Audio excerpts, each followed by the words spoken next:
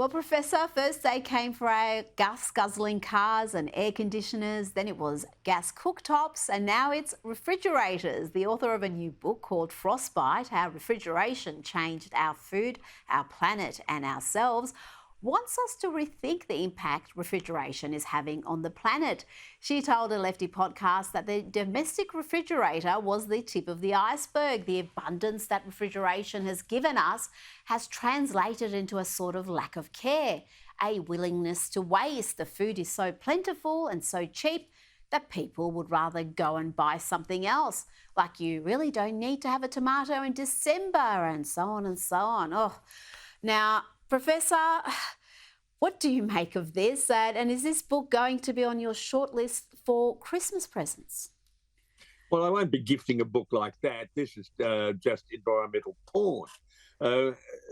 How far are they going to go? I mean, this is going down the path to saying you will eat insects, you will eat bugs. Now, as a child, we ate in-season food. So you'd have a month of corn, and then a month of chocos, and then a couple of weeks of cabbage. It was a dreadful diet. It had no variability. Our current diet is a very good diet because of refrigeration. We can keep food. We can stop wasting huge amounts of food. So this is a city environmentalist who has no idea that actually there are seasons for foods, has no idea that these seasons are fairly short and we can keep these foods and have a balanced diet thanks to refrigeration. Now, if we didn't have refrigeration, we wouldn't be able to buy a diversity of food. That's what she's saying. Well, and we also wouldn't be able to keep meat. So I do wonder whether refrigeration is going to become a bit of a issue for these mad greenies, because they don't want us to eat meat. And if we don't have fridges, then, you know, meat consumption is probably going to plummet. Now, Ian, Anthony Albanese and Peter Dutton have been warned by major energy companies that the country's East Coast energy market is facing a perfect storm of higher liquefied natural gas prices, underperforming renewable energy sources, coal plant outages and extreme weather. All of this could, of course, mean gas shortages, soaring energy bills, we've already got those, and more blackouts. And again, self-inflicted because of government inaction and interventions, pushing renewables as the only way forward. Could we have a situation where our resource-rich country runs out of gas or has a severe gas shortage? Well, yes, we've already got it. In your state, Victoria, there is an enormous amount of onshore gas in the Otway Basin and in the Gippsland Basin. I've seen in the Wombat Field, I've seen the flaring of gas from wells. That gas is only a couple of kilometres from major pumping facilities and major pipelines. That gas is not used. We've been told by the Minister in Victoria that there is no gas onshore in Victoria. So that is a lie. In New South Wales, we've got massive gas reserves at Narrabri. These have got quite a bit of carbon dioxide in them, but that can be removed. And that's taken decades, and we're still not producing gas from there. And in Queensland, we've got very extensive gas fields, and I declare an interest. I'm the chairman of Cenex, and the article you refer to was in the Australian, and Cenex was mentioned there as one of the major gas companies in Queensland. Now, in Queensland, we have to battle red tape. We have to battle green tape. We have to battle black tape. You then have to battle UN tape, the blue tape. And then you've got government inaction, government indecisions.